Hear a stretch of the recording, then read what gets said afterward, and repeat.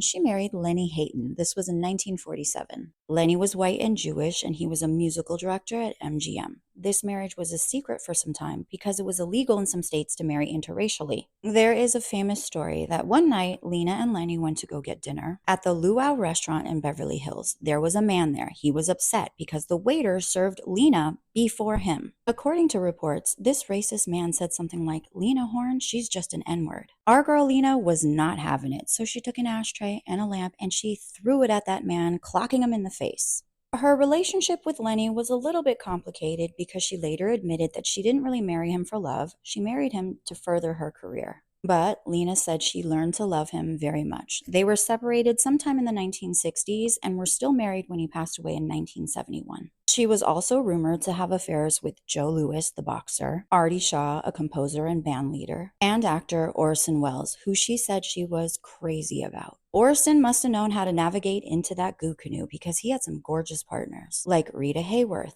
Dolores Del Rio. Not only did Lena refuse to play degrading roles in Hollywood, she was a civil rights activist. Because she refused to conform to Hollywood's racist expectations, she was blacklisted in the 1950s. She worked with Eleanor Roosevelt to pass anti-lynching laws. She performed for integrated audiences, even if that meant she lost work. She was a huge supporter of the Tuskegee Airmen, often performing for them. When she toured with the USO during World War II, she famously walked off stage when she noticed German POWs seated in front of African American soldiers. She marched with Martin Luther King.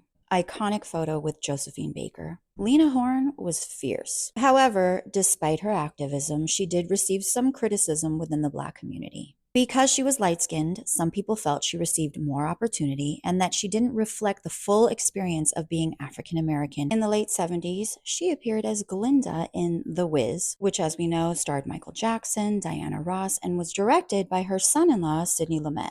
In the 80s, she had a show called Lena Horne, The Lady in Her Music, which she toured all across the world. She lived a long life. In 2010, Lena Horne passed away at the age of 92 from congestive heart failure. I will forever remember her from Sesame Street. Who's old enough to remember this? She was stunning.